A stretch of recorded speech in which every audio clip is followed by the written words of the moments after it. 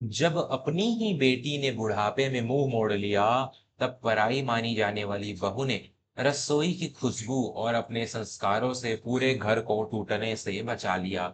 नमस्ते दोस्तों, वर्मा स्टोरीज में आपका स्वागत है। मैं हूँ विवेक वर्मा और आज की कहानी एक ऐसे घर की है जहाँ दीवारें तो ईंटों की थी, लेकिन उन्हें जोड़ने वाला सीमेंट धीरे धीरे दरक रहा था। यह कहानी है सुमित्रा देवी और उनके परिवार की। कानपुर के एक पुराने मोहल्ले में एक बड़ा सा पुश्तैनी मकान था। उस घर की मालकिन थी सुमित्रा देवी। 60 साल की सुमित्रा जी स्वभाव से थोड़ी सख्त थी, लेकिन उनका दिल मोम जैसा था। उनके दो बच्चे थे, बड़ा बेटा प्रकाश और छोटी बेटी रश्मि।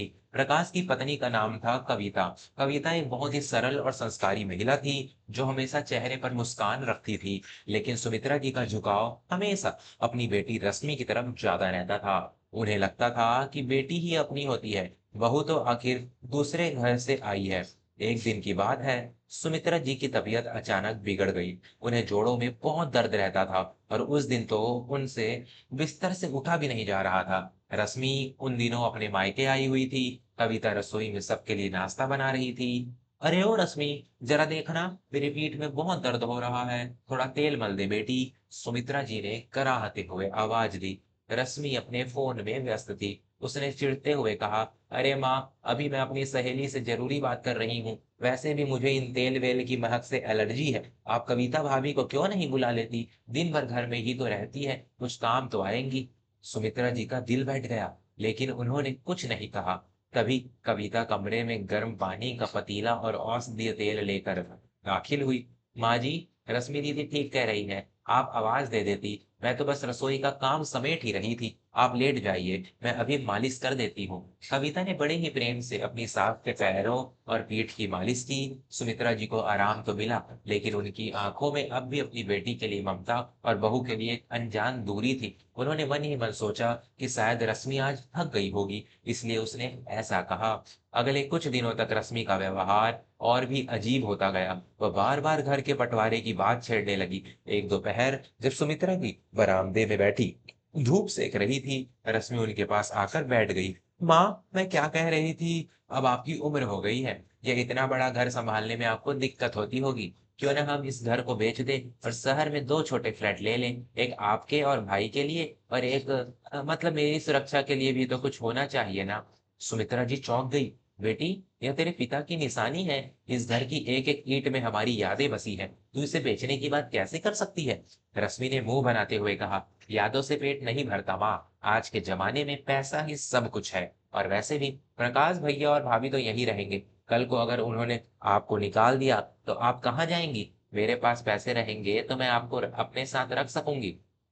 सुमित्रा जी सोच में पड़ गई।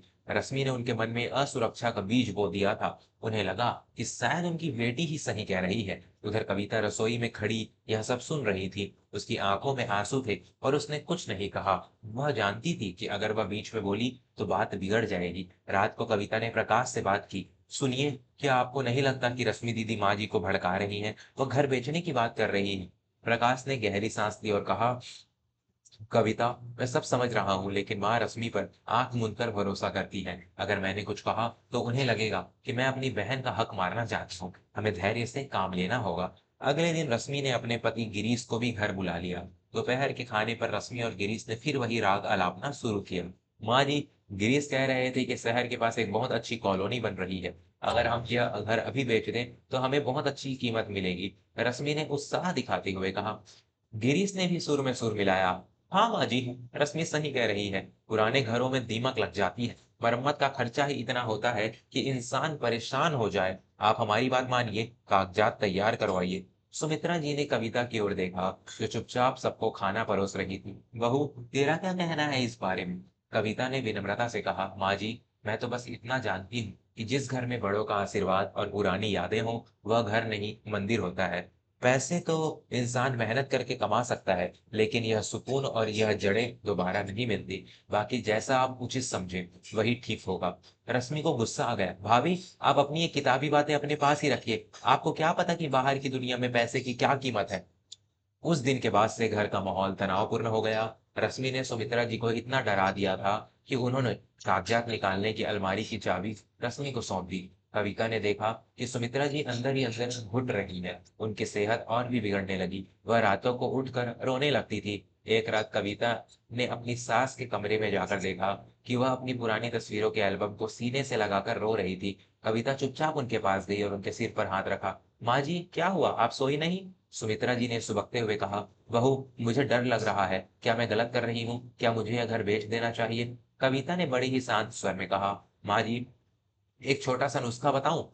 जब कभी मन उलझन में हो, तो यह मत सोचिए कि क्या सही है और क्या गलत। बस यह सोचिए कि क्या करने से आपको चैन की नींद आएगी। यह घर सिर्फ ईंट-पत्थर नहीं है, यह बाबूजी का प्यार है। रश्मि दीदी को शायद अभी इस बात का एहसास नहीं है, क्योंकि वह भविष्य की चिंता में वर्तमान को खो रही हैं। सुमित्रा जी ने कविता की आँखों में देखा। उन आँखों में ममता और सच्चाई थी, जो उन्हें रश्मि की आँखों में कभी नहीं दिखी थी। अगली सुबह रश्मि ने एक वकील को घर बुला लिया। माँ, जल्दी से यहाँ दस्तखत कर दीजिए, फिर हम आगे की कार्रवाई करेंगे। सुमित्रा जी का हाथ कांप रहा था। तभी वहां गिरीश का फोन आया। वह दूसरे कमरे में जाकर बात करने लगा, लेकिन घर पुराना था और आवाजें गूंजती थी। कविता ने जानबूझकर सुमित्रा जी को रसोई के पास बुलाया, ताकि वह गिरीश की बातें सुन सके। गिरीश फोन पर कह रहा था, अरे भाई, तुम चिंता मत करो, बस आज बुढ़िया के साइन हो जाएं, फिर यह घर हमारा। रश्मि को मैंने समझा दिया है कि सारा पैसा मेरे बिजनेस में लगेगा, और माँ जी, उन्हें किसी वृद्धाश्रम में छोड़ देंगे या फिर प्रकाश के मत्थे मढ़ देंगे। हमें तो बस इस जमीन की कीमत से मतलब है। सुमित्रा जी के पैरों तले जमीन खिसक गई। उनके कान शून्य हो गए। उनकी अपनी बेटी, जिसके लिए उन्होंने अपनी बहू को पराया समझा, वह उन्हें वृद्धाश्रम भेजने की योजना बना रही थी। सुमित्रा जी कमरे में वापस आई। उनकी आंखों में अब दर्द की जगह एक चमक थी, सच्चाई को पहचान लेने की चमक। रश्मि ने पेन उनकी तरफ बढ़ाया। माँ, जल्दी कीजिए। सुमित्रा जी ने पेन हाथ में लिया, लेकिन कागज पर दस्तखत करने के बजाय उन्होंने कागज के दो टुकड़े कर दिए। माँ, यह आपने क्या किया? रश्मि चिल्लाई। सुमित्रा जी ने दृढ़ता से कहा, वही किया जो मुझे बहुत पहले कर देना चाहिए था। रश्मि, तू मेरी बेटी है, इसका मतलब यह नहीं कि तू मेरी जड़ें काट देगी। मैंने गिरीश की सारी बातें सुन ली है। तुझे शर्म आनी चाहिए कि तू अपने ही माँ बाप की यादों का सौदा करने चली थी। गिरीश हड़बड़ा गया। माँ जी, वह तो मैं बस बस बहुत हुआ था माँ जी। आप अभी इसी वक्त मेरे घर से जा सकते हैं। सुमित्रा जी ने कड़ाई से कहा। रश्मि रोने लगी। माँ, आप पराई बहू की बातों में आ गई। आप अपनी बेटी को घर से निकाल रही हैं। सुमित्रा जी ने कविता का हाथ पकड़ा और उसे अपने पास खड़ा किया। नहीं रश्मि, मैं पराई बहू की बातों में नहीं आई, बल्कि मैंने आज यह पहचान लिया कि कौन पराया है और कौन अपना। जो निस्वार्थ भाव से मेरी सेवा करती रही, जिसे मैंने कभी प्यार के दो शब्द नहीं कहे, वही मेरी असली बेटी निकली। और तू, जिसे मैंने सिर पर बिठाया, तूने मेरे बुढ़ापे का सौदा कर लिया। रश्मि और गिरीश पैर पटकते हुए घर से बाहर निकल गए। घर में एक अजीब सी शांति छा गई।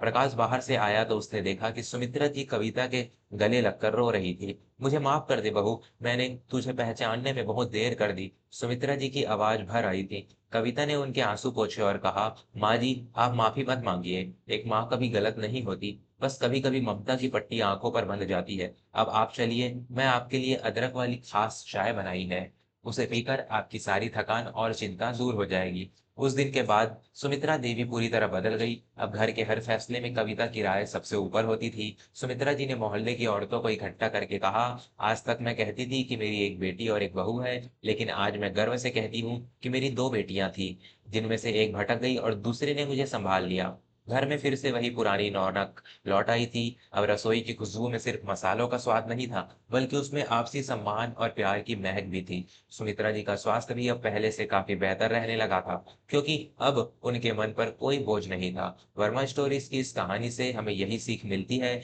कि रिश्ते खून से नहीं, बल्कि एहसास और सम्मान से बनते हैं। जो इंसान आपके बुरे वक्त में निस्वार्थ भाव से खड़ा रहे, वही आपका अपना होता है। बाकी तो सब समय की धूल के साथ उड़ जाते हैं। दोस्तों, अगर आपको यह कहानी अच्छी लगी हो, तो इसे अपने परिवार और मित्रों के साथ साझा जरूर करें। आपकी एक छोटी सी कोशिश किसी के घर के टूटते रिश्तों को बचा सकती है। क्या आपके जीवन में भी कोई ऐसी कविता है जिसने अपने प्यार से घर को मंदिर बना दिया? हमें कमेंट्स में अपनी राय जरूर बताएं। वि- मैं विवेक वर्मा जल्द मिलूंगा एक और ऐसी ही दिल को छू लेने वाली कहानी के साथ। तब तक के लिए अपना और अपने अपनों का ख्याल रखें। धन्यवाद।